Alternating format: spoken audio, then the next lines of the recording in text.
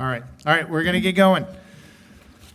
Good afternoon, everyone. My name is Miguel Escoto. I'm a senior majoring in international relations and political science here at FIU. I'm an ICCAE scholar at the Jack D. Gordon Institute for Public Policy, where my research centers on authoritarianism and strategic competition in Latin America and the Caribbean and their impacts on U.S. adversarial deterrence efforts. Now, today I have the great privilege of opening this breakout session on money laundering in the Western Hemisphere. This discussion is vital to understanding how illicit financial flows undermine economic stability, erode public trust, and enable transnational crime and corruption. Addressing these vulnerabilities require not only financial transparency, but also sustained international cooperation. Now, I'm honored to introduce our panelists. We have Amanda Gore, Director at the Center for Global Advancement, Angela Bruhel, Senior Director of Operations at C4ADS, the Center for Advanced Defense Studies, Martin Vladimirov, Director of Geoeconomics at the Center for the Study of Democracy, Guillermo Lagarda Cuevas, a consultant with the Inter-American Development Bank, and this panel today will be moderated by Nicholas Schumann of the U.S. Financial Crime Framework at HSBC. Please join me in a warm round of applause to welcome our guests today. Thank you. Good afternoon. I hope everyone had a nice lunch. Welcome to the breakout session on financial crime. Again, my name is Nick Schumann, and I'll be your moderator for this panel, which includes several experts that focus on different geographic areas and different focus areas. So thanks to the panel for being here today.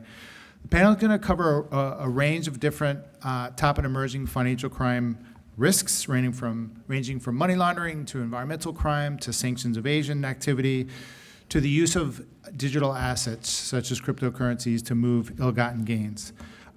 We'll be discussing not only the threats in this increasingly dynamic and increasingly complex environment, but also solutions and opportunities for improvement, such as through public-private partnerships. And so to help set the stage quickly, and I'm mindful that we started late, so I think we're going to need to jump right into it. But before we get into introductions, a couple quick words to help set the stage.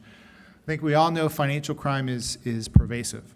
Money laundering enables all forms of crime, from drug trafficking to human trafficking and everything in between. It not only allows bad actors to operate their criminal enterprises, but to grow them, which means that they ultimately become more resilient and sustainable over time. And there's no shortage of creativity amongst the financial crime community. So with that very optimistic tone, let's have our esteemed panel introduce themselves. They're just going to say a little bit more about who they are and what they do before we move on to we have a couple of prepared questions, and then we'll end on Q&A with the audience. So start to my immediate left. Should I? Yeah. No. Okay. Thank you so much for having me on this panel, Nick, and thanks to the FIU organizers for this amazing conference. It's a pleasure to be here, and I'm humbled because CSD is a think tank from Europe, very far away, and it's a privilege that we are able to also take part in the dialogue on geopolitics and geoeconomics in Latin America. CSD has been looking at the Russian economic influence around the world for the past decade or so, and has recently gone global in looking at the main elements of the Kremlin playbook in Latin America, looking at Venezuela, Argentina, Bolivia, Mexico, Brazil, and other countries. And it will be great to share some of the insights from this work. Thank you. All right, good afternoon, everyone. My name's Amanda Gore. I'm originally a forensic accountant from New Zealand, but I've spent the best part of the last 20 years working in different locations around the world. I'm currently in Kenya, and I run the Center for Global Advancement. Our organization looks at the intersection of environmental crimes and financial crimes, and we also do a little bit of work on money laundering through casinos, which seemingly don't seem to be connected, but interestingly, they both have a very strong Chinese nexus, so links into Chinese underground banking system. So that's the link there. I also teach at the University of New Haven on wildlife and environmental crimes, along with illicit trade. And I teach for the University of Nevada, Las Vegas on money laundering through casinos, with a specific focus on online casinos, and also now the use of cryptocurrency payments through the gambling sector. Most of the work we do is research-based, as well as training. Our geographic footprint generally is sub-Saharan Africa and Asia, but increasingly we have been doing a lot more in Latin America, so I'll be speaking a little bit to those three continents in our session today. Here is Guillermo Lagarda. I'm from the Inter-American Development Bank. For those that are not familiar with the IDB, it's a regional bank as the World Bank, but for the Americas, and basically focused on capacity building. In particular, the area that I lead is the transparency and integrity, and basically we surveil all the topics related to anti-corruption, anti-money laundering. We are basically the largest technical assistance provider in the region. It's not only about helping them with human skills, but also building digital technological capacities, and also a lot of the emphasis has been for a long period of time based on transparency and promoters of a lot of the asset declarations and interest for the countries. And in terms of money laundering, more and more we're moving from promoting legal frameworks into promoting operational capacities for the FIUs and other public organizations within the governments that are part of the anti-money laundering system.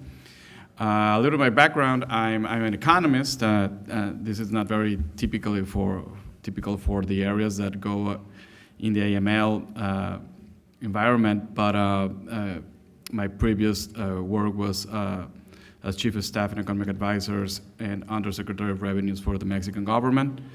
And from there is that we decided that in the IDB was going to be a good idea to not only pursue the legal frameworks, but also much more financial and economic aspects of it. Thank you. Good afternoon. I'm Angela Brielle. I'm the Senior Director of Operations at the Center for Advanced Defense Studies.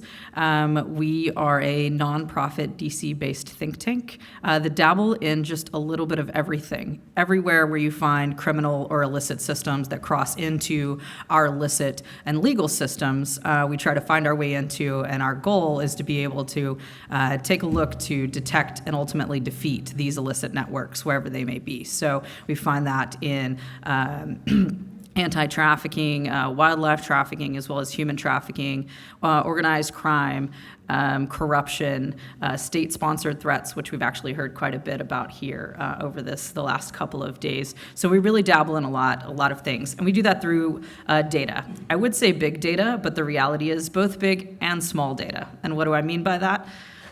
There's plenty of places in the world that have massive databases. They pull data together very well. You can look across a lot of cleaned data to really get to answers. But there's a lot of places in the world, and we've talked about that a lot over the last couple of days, where your data is still not even digital, mostly handwritten forms, declarations, even banking forms, and other kinds of corporate registries, where that data is very small, it's very dirty. So our company, we would come in, we would take a look at that, and we would try to help you digitize, clean, structure, deal with your data better, bring some solutions to whatever organization you're working in or whatever institution, and then try to help you utilize that data to make more sense of it, and then to be able to structure it in such a way that you can take advantage of all the big data that's out there to actually give you a lot of insights in how you're trying to uncover the illicit activities and criminal networks that are plaguing you wherever you might find yourself. So before this, I spent a couple of decades in the U.S. government working for the intel community, and I have to say that it is a very refreshing change to be on the other side of things. All right, thank you. And just from my end, from an HSBC vantage point, I oversee our public-private partnership and information sharing efforts in the U.S. that are focused on financial crime. And so before I joined the bank a decade ago, I worked for the U.S. Treasury Department as well as U.S. Southern Command, focused on illicit finance in Latin America and the Caribbean. So let's just dive right into our first question. This question is going to be for all the panelists, but we're going to start with Martin, and then please everyone, feel free to weigh in with your perspectives as we move forward. So from your respective perches, covering different parts of the world, as we can plainly see, what are you seeing as the top and emerging financial crime and sanctions threats that are impacting Latin America and the Caribbean? Well, my vantage point will be Russia and how Russia has integrated its oligarchic networks within the Latin American and Caribbean region, especially after the Russian invasion of Ukraine. The Kremlin has been looking for ways to diversify its exposure, to find new markets, to find new ways to increase its economic and political influence beyond Europe, where, because of sanctions, its access has been closed. And Latin America has been a natural place to increase its presence because it's more vulnerable, I would say, to some of the practices that has been established over the last 3 decades of penetrating strategic sectors, including energy, finance, infrastructure, real estate. So we have tried to understand over the last 2.5 years where some of this Russian money have been going, and whether this is related to illicit activities, illicit financial flows, money laundering, sanctions evasion. And what we are seeing is that although on paper you see a global withdrawal of Russian capital from many parts of the world, in the Caribbean especially, in some of the offshore hubs in the region, Russian assets have been growing since 2022. They have reached roughly $70 billion.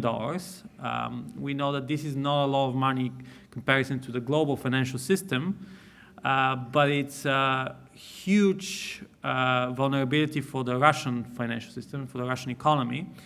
And in our investigation, which, like our colleagues from C4ADS, is based on looking at corporate databases, both clean and very dirty as well, we have established that there are around 125 big Russian companies which actually operate globally through shell companies in the Caribbean.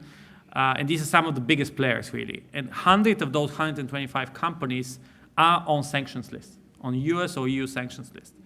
And so we were really amazed to see that there has been no real action, at least publicly, to cut these flows of Russian money to the region. So this is one aspect that we have been looking at.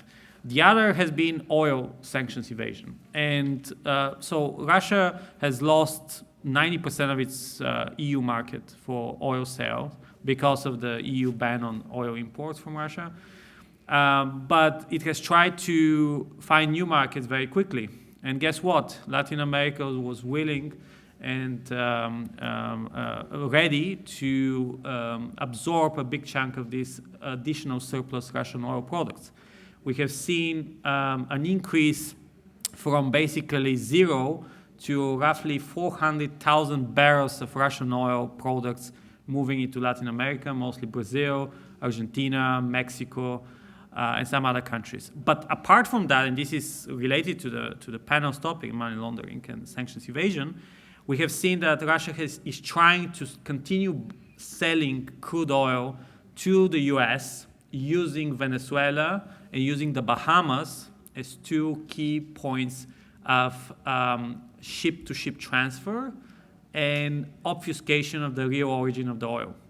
So what we are seeing very often is relabeling of oil cargoes, which allow then traders to sell that ultimately to the US market. In this process, a very big intermediary, and I'm finishing with that, is Venezuela. And Venezuela has been really the key enabler of the growing Russian influence in all of Latin America. It has been a bridge to other countries, especially from the ALBA group. And what Venezuela is doing right now is, and I think it's a mutually beneficial business, is getting gold, critical metals, and oil on the global market with the help of Russian oil traders, and Russian oil traders, but also all kind of criminal groups, including Wagner, etc., with the goal of benefiting the Maduro regime, but also finding new ways for oligarchic networks linked to the Kremlin to make money. And we haven't done much to crack down on that. So in the follow-up discussion, I'll talk about some of these efforts. But we underestimate Russia. In these 2 days, I have heard the word Russia probably 5 times. And it's, I think, still the most rogue player in Latin America, and most with limited understanding by policymakers of what are the main objectives and mechanisms that they use. Thanks. Okay. Thank you. Amanda. Excellent. So I'll just talk to a couple of key themes that we've been seeing in our work. Firstly, we've been doing a lot around illegal mining. And so as part of that work, we've just finished a report around the different money flows linked to illegal mining across Latin America and sub-Saharan Africa. I'll start with a more local case. I don't know if any of you have come across the NTR Metals case, but it was based out of Miami here, and well documented by the Miami Herald as part of that case.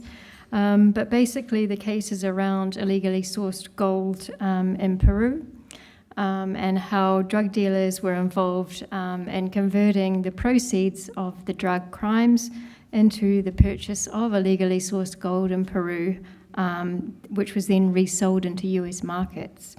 So basically these individuals were known drug dealers. They would sell their cocaine here in the US.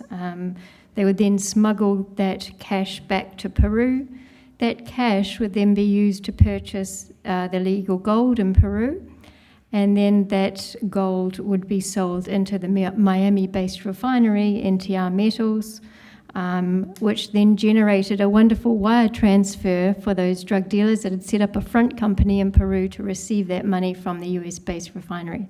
So I know it's a little bit complicated in terms of explaining, but we're starting to see this pattern over and over again in different parts of the world, where a lot of these drug proceeds, because it's cash-based, let's buy the illegal gold, and then that's used as part of that money laundering cycle. For example, if the authorities say, where have you got all this money? Oh, it's for the gold sales. So as part of those processes as well, there is a lot of falsified documentation around the origin of the illegal gold. So that's just an example of one of the cases that we've been looking at. As part of an upcoming report that will be published by the European Union, we've documented 12 different cases. 2 of those cases involve governments that have been sanctioned, so particularly around Venezuela and Zimbabwe, and how they have historically used illegal gold to circumvent sanctions. So they will commingle their gold and pretend it's sourced from a neighboring country, and then basically get that gold into gold trading hubs, including Turkey, into Dubai, or even Russia. And that will then, that gold is then turned into currency that can then prop up some of these sanctioned regimes. So again, these are historical case studies. Sanctions are changing at the moment, particularly on Zimbabwe as well. But these are very interesting case studies as to how gold has been used in this way. Secondly as well, gold refineries. We've found that these have been a real weak point in the supply chain, where criminal groups are able to sell their illegally sourced gold to these refineries without any due diligence checks on the origin of the gold or the suppliers. So for an example, with the NTR Metals case, they were known drug dealers. You could Google them, you would know that they weren't the type of person that you want to be doing business with.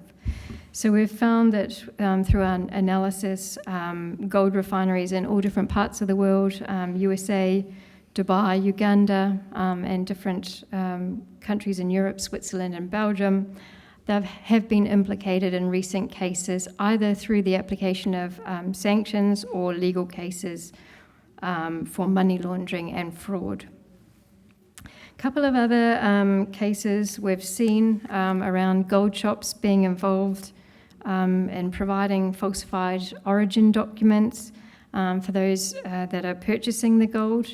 Again, these are part of wider drug trafficking networks that are involved in this scheme, and a lot of the nexus for the refineries are obviously linked to Dubai, so Dubai has come up time and time again. We also had a recent case in Colombia around quite a big gold trading and export company.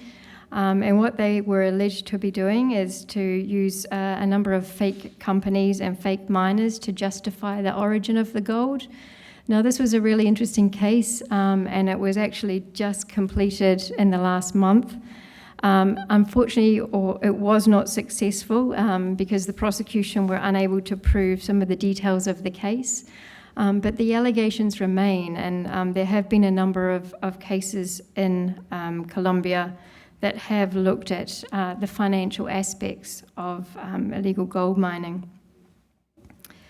So that report is going to be published soon.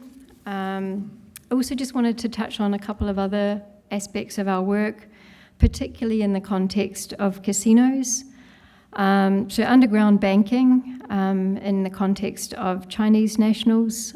We have got a number of cases reported in Canada, the US and the UK, where a number of Chinese nationals are involved in operating what we call unlicensed money businesses. So basically they can accumulate, say, the proceeds of drug crimes. They then act as sort of a money service bureau. So those Chinese that are coming over from China, they want to gamble. They can't get their money out of China to gamble because of the currency restrictions. So they go to someone like this unlicensed money service bureau. They get what they term a loan. This loan is basically, here's a whole lot of money, go and gamble with it, and then you'll pay us back in our account in China. So basically, there's a domestic transaction in China whereby the gambler repays the debt to the unlicensed money service bureau that also have an account in China.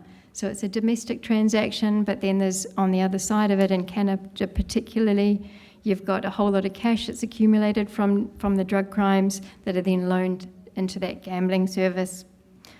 We've seen cases like this, particularly in Canada, but also there have been a few prosecuted in the US, and the UK have also highlighted this as part of their national risk assessment. So I think I'll stop there for now and pass on to my colleague. Thank you. I'm gonna give some insights for the Latin American, the Caribbean region specific, based a little bit on the national risk assessments that in principle every FIU, not the university, the Financial Intelligence Unit, should perform every other year. So as the IDB has been co-financing these national risk assessments, I can tell you a little bit of how the timeline has evolved into how some of the challenges and risks have been becoming number one, number two, number three, or still going down towards number 10. And I'm going to break it apart into the different regions. Let me begin from Mexico in particular has normally been drug trafficking, exposed and / organized crime kind of things. But more and more, the kind of risk that you'll find there is much more sophisticated. Now you see typologies where the organized crime is becoming a little bit much more sophisticated in the financial and the markets. They operate in such a way that they can intervene or affect the prices that will be involved in the export of vegetables or fruits or whatever is there. Just to give you an example of what a new risk is defined is extortion, that would normally be something that in every single country you will see. When extortion is affecting the firms that are exporting to the US, then to some extent buying the products in the US or whatever is being exported is kind of financing these organized criminals, no? And trying to capture exactly how this is happening is the challenges that both the private sector, the banks, and also fintechs or any other financial intermediary and the government are facing more and more in a country like Mexico. And then you have some other items there that are like very important right now, which is related to fentanyl, and I think Nick will later talk about it. If we move a little bit south, in the Central America area, you will still see a lot of the drug trafficking vulnerabilities and some other sort of money laundering related to corruption. That will still be one of the main ones. And as you move south to the Andean region, now you will see that number one would be illegal mining and some other sort of illegal extractives. And drug trafficking has moved into number 2 or 3, but at the end, a lot of the illegal mining is correlated with the drug trafficking and other cartels that operate in such areas. And of course, corruption is still one of the main issues there.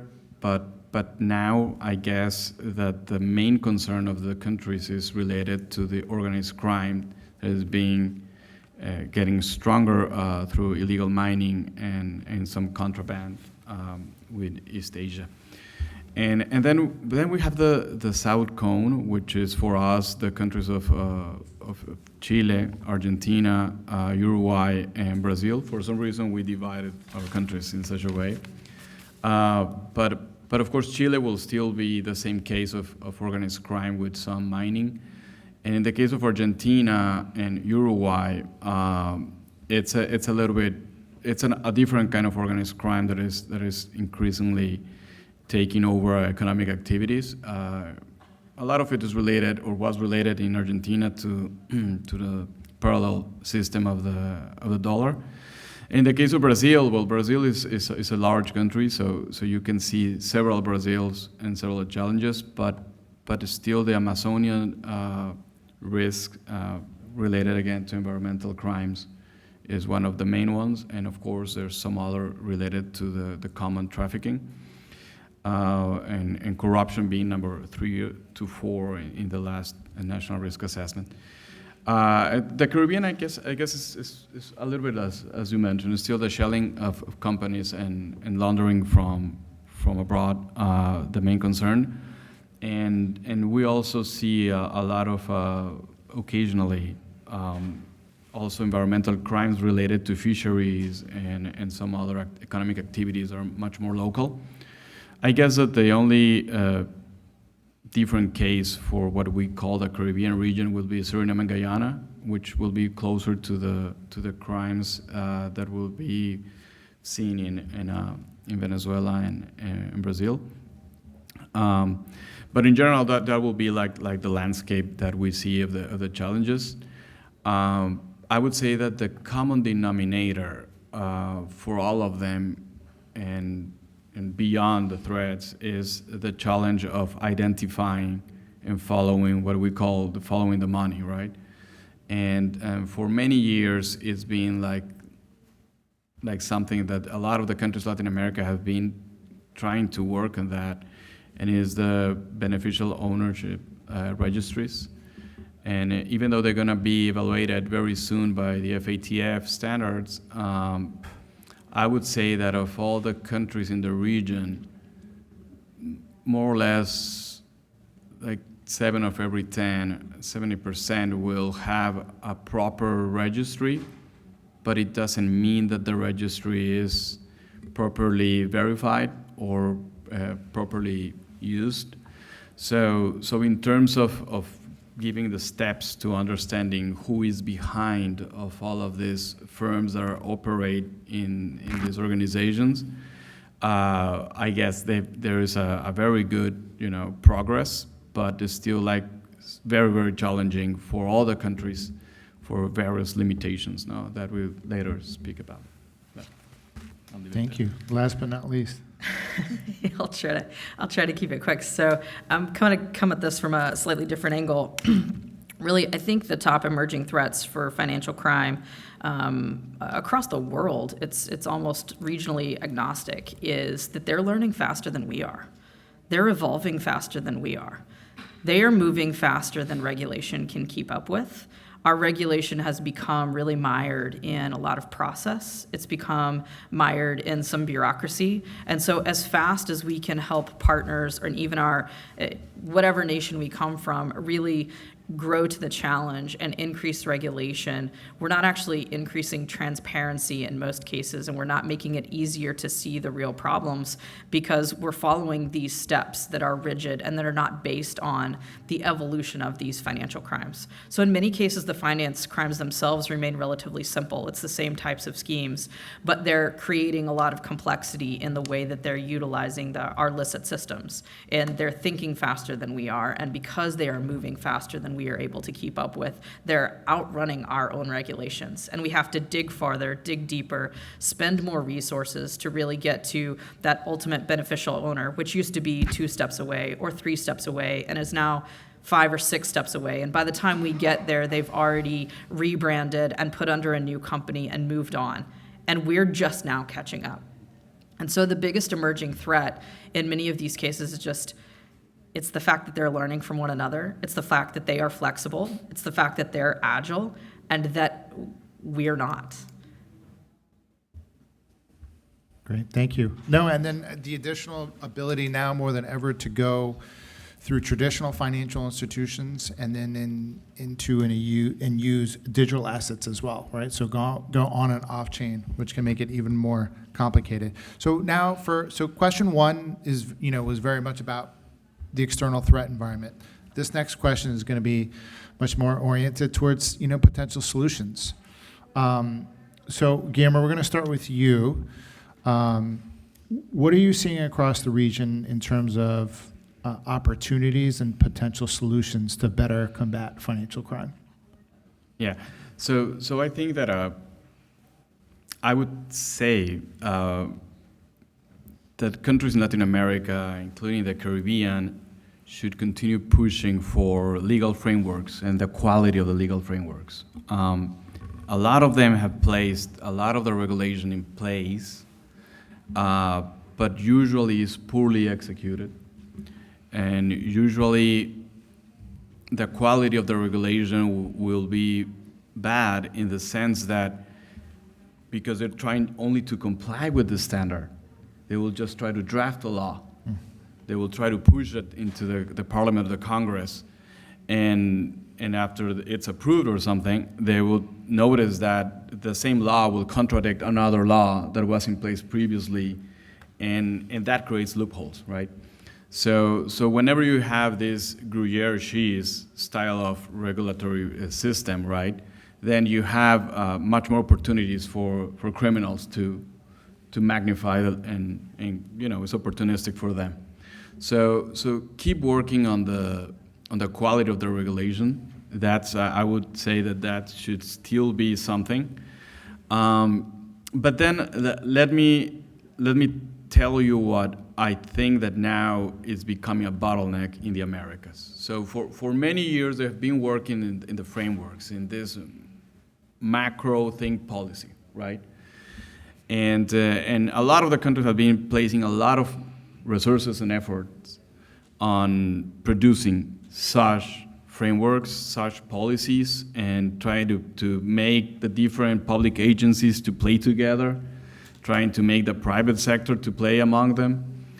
And the problem is that whenever you want to ask, well, all such efforts, are they actually producing good outcomes, right? And I'm just going to say the phrase of very recently, I was in a meeting with the head of the FIUs, and the head of the FIU of Chile basically said, like, Guillermo, call me Memo, short name. No, you know Memo. I need to do something different because otherwise I'll just keep getting to the same spot, which is nowhere. No. And it's like, don't get me wrong, we get a lot of things. We have an excellent prosecution system for financial crimes. But if we want to go for organized crime, this won't be it. No, we won't make it. And if we want to extrapolate this to other countries of the region, right?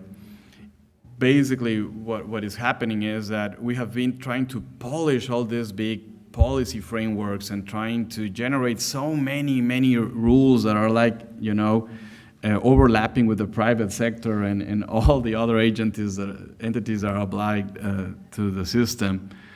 But we're missing the picture that we have to actually put it down into reality to make it operational in something that now the FATF calls effectiveness, right?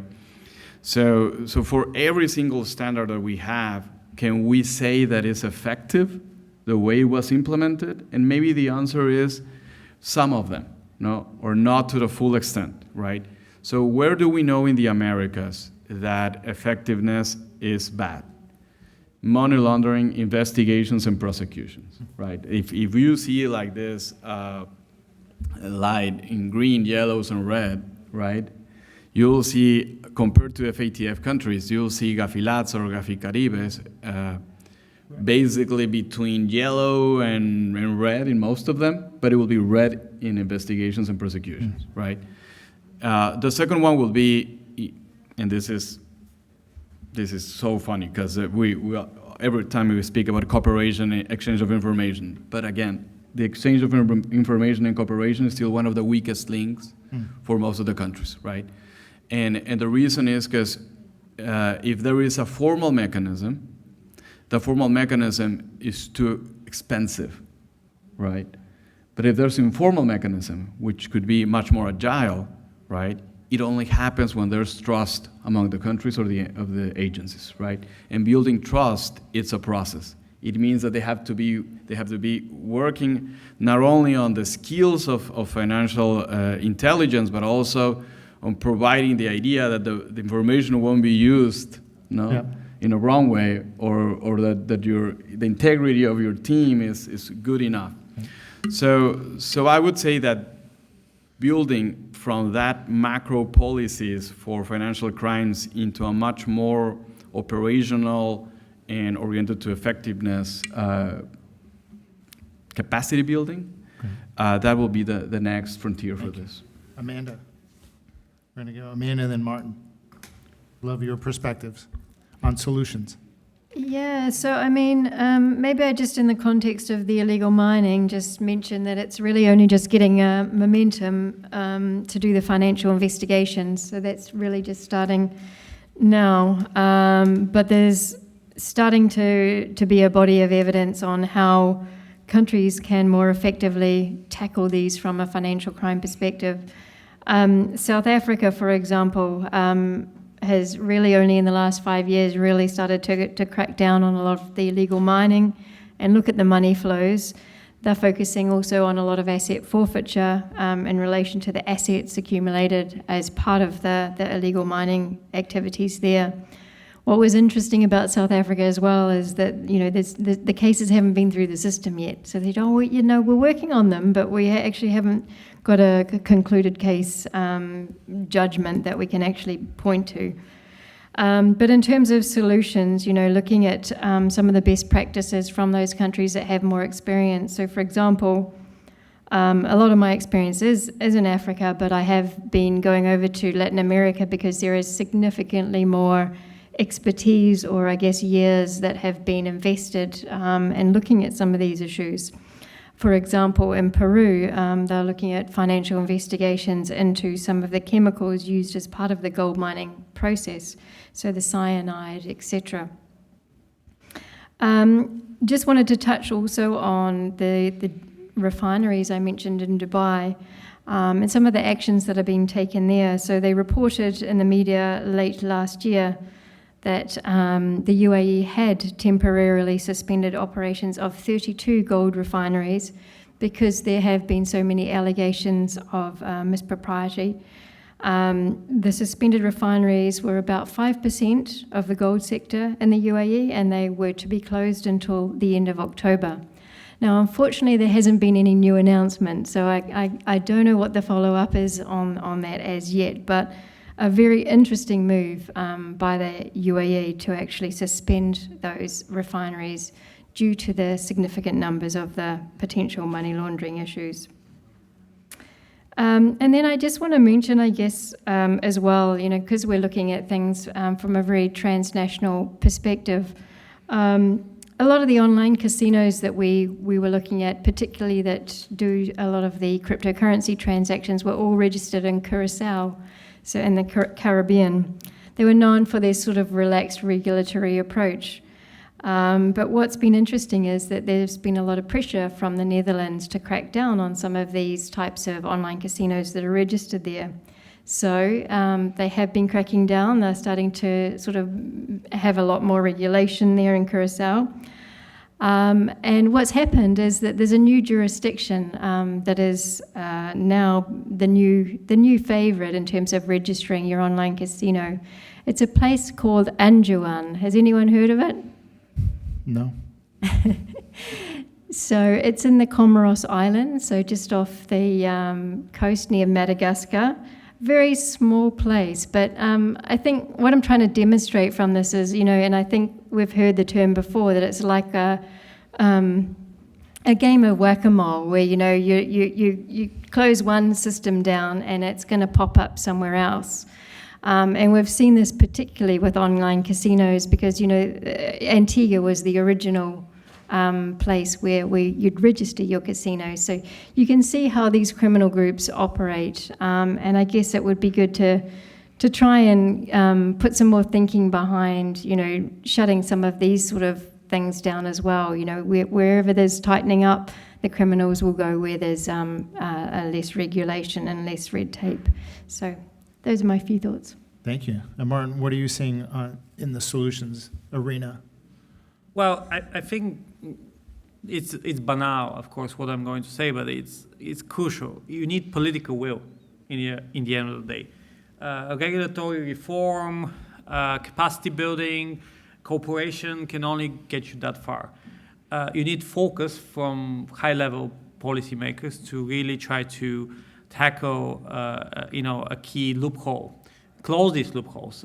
Some of these, for example, sanctions against Russia, especially in the oil sector, they are full of loopholes that were put in place on purpose as to make sure that the interests of insurers, shippers, traders are not risked.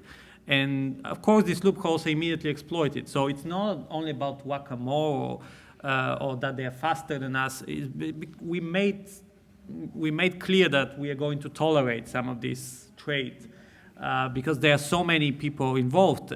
So there is something called state capture, which we very often explore when we try to analyze why these trends persist.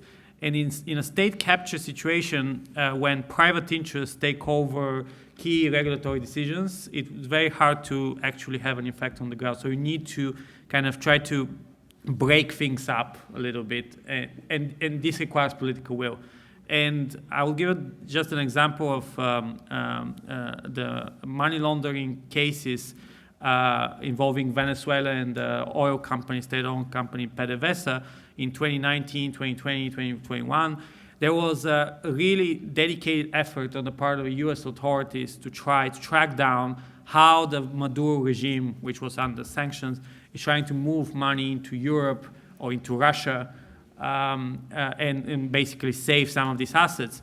And there were many cases where assets were frozen. Some of these operations were tackled, but then inertia, lack of cooperation with the EU authorities moved in, and things froze. And now we are at ground zero again, and some of these parties have reappeared. So constant political will is very, very, very important. And finally, and this is more on the micro level, but it's very much related to political will. How do all of these criminal networks survive. I mean, they're not masterminds themselves in inventing some of these schemes. They use intermediaries. They use corporate service providers, lawyers, consultants, etc. And these guys know how to, find loopholes and exploit those. And they don't really face much scrutiny. They fill all of these forms about how they fill all the requirements, know your customer, etc. But is there any action against them really? Maybe from time to time. But generally speaking, I think these corporate service providers know that they're off the hook. So secondary sanctions against this organization will be important. And more generally, forceful use of sanctions instruments to some of these intermediaries would make sense. Thank you. Angela, bring us home. Yeah, I think I think Martin is really bringing up a great point where he's talking about the intermediaries, and I think we're seeing that over and over again. And I think it works kind of in both directions, and let me explain what I mean. So I think exploiting where those intermediaries find themselves is huge. We just did a large investigation in the Middle East where we were looking at some construction companies, and we looked at over 26 different companies to look at the entire sector. And what we found was of these 26 companies, I think it was 21 of them used the same lawyer to file all their paperwork. Exactly. And so once we started seeing that, it allowed us to extrapolate out very quickly and start to find the network, and then start to find other companies and subsidiaries and things that we would have never found had we not found the singular piece and then been able to go back into that. And so I think, where we've talked about a lot of different things today, where we start to see those crossovers is really powerful. And in many cases, we chase the same things, and our regulatory services are looking for the same things, and we're always thinking about how can we impact the system, how can we stop this one individual, how can we stop this particular fraudulent activity, and that brings about where Amanda was talking about that game of whack-a-mole that we're playing, but we don't think about it as a system. And thinking about it as a system, and thinking about what does this system need to operate, and how do we really hurt and impact this system? It might not be in the ways that we've continued to do it.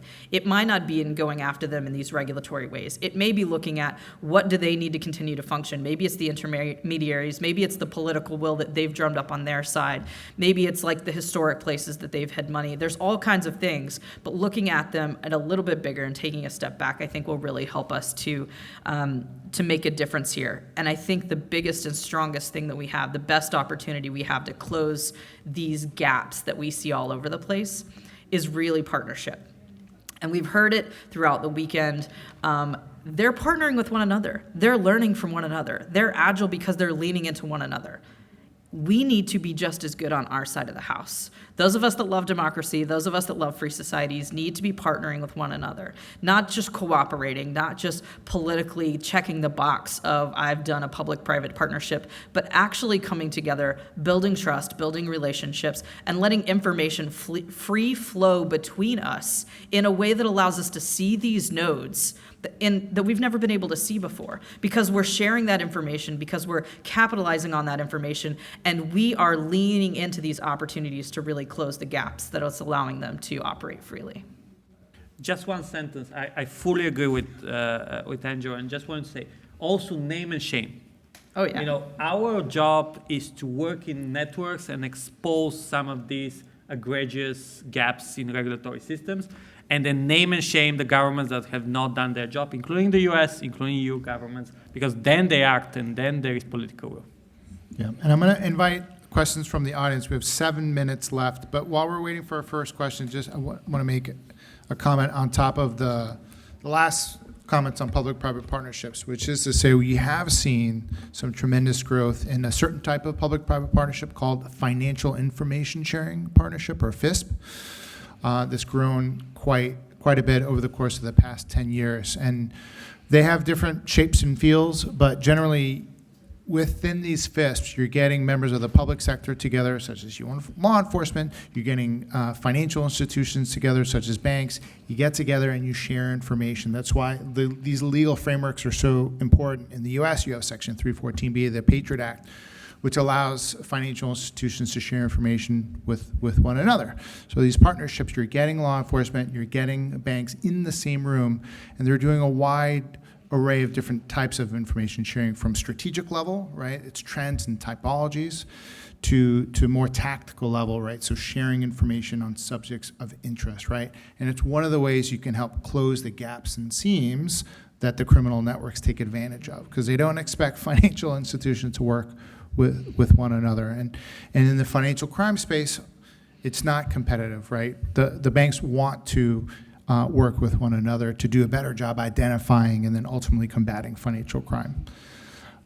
So yeah, invite questions from the audience, and would just kindly ask you to say your name and who you work for. Hi there, Kate Clemmy with Southern Pulse. Quick question for you, Nicholas, and then a question for the other panelists. You're talking about the information sharing. Does that include EU and Canadian banks as well, or just US banks? Question for panelists, basically talking about or alluding to that there should be essentially a compliance overhaul in the AML system. What do you want that to look like from the private sector side? Great. So the first question, when it comes to sharing under Section 314B, those are just, that's, within the domestic U.S. That's not to say that there couldn't be information shared through correspondent banking or U.S. dollar clearing channels, but you've seen these types of partnerships that we've talked about grow throughout the world. There are several partnerships in Canada, and it's the same story for EU. Actually, one area of the world, and maybe Guillermo will talk a little bit about this, where there hasn't been as much progress in terms of developing these FISPs, has actually been Latin America and the Caribbean. But there are a couple good stories. And then your second question was the overhaul of the global AML regime and opportunities. All right, I don't know who wants to take that one first. The big question. Okay, I'll take the softball side of that question. I think one of the big things that would be huge, at least from my perspective, I work for an organization that thrives on data and transparency, would be that overhaul needs to include a better way to deal with data, bringing data in, having kind of a digital first footprint. I realize that there is a skills gap and that there's capacity gap, but that is one way to close that gap, is to really lean in and to build skills across the digital space, whether it's cloud first, like we heard about before, or if it's just digital centers first, and then being able to create some standards across, like, these are the crucial pieces of data and information that everyone needs to be able to intake, which increases transparency, because it can't just be a country-to-country basis. It really has to be regional looking, because the criminals are working regionally. So if we aren't, we're already behind as we start to retool things. Well, I mean, it's the $1 million question, but I think there needs to be Or more. $1 billion question. Multi-billion dollar question. I think it's also about synchronizing regulatory regimes, because when we have been, for example, comparing BVI, Cyprus, Panama, Malta, all of these places have different preferential treatment, kind of characteristics. So they are geared to helping different players, different companies with different services.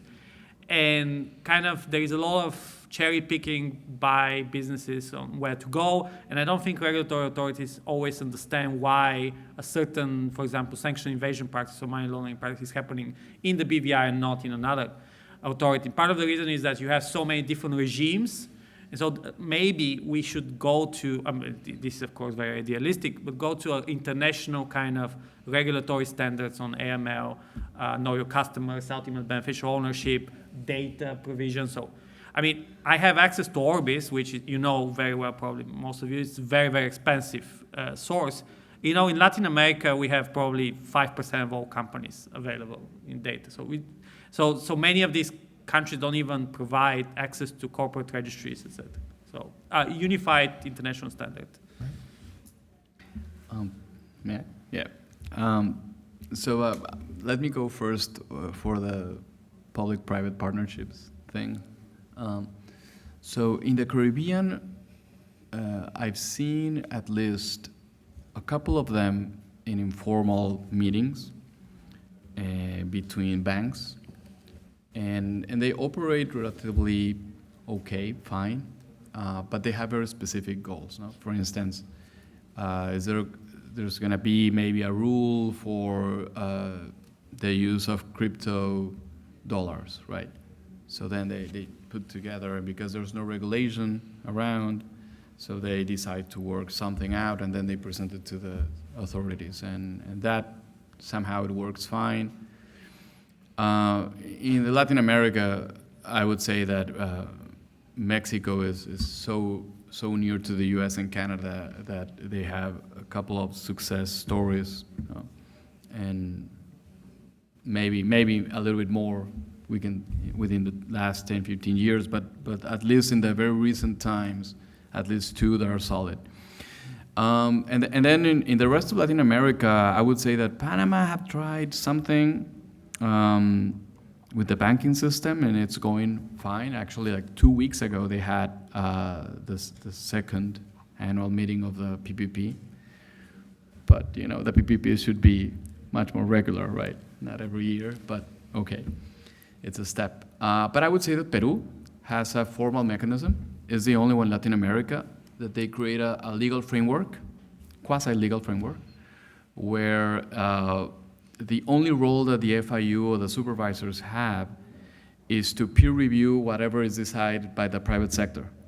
So the private sector meets, they discuss, for whatever time is needed, maybe every month until they get to a consensus. And once they have the rule that they think they can actually implement, they show it to the public sector. Public sector has this task of peer reviewing for the quality of the regulation, right? Just to make sure it's not overlapping other things.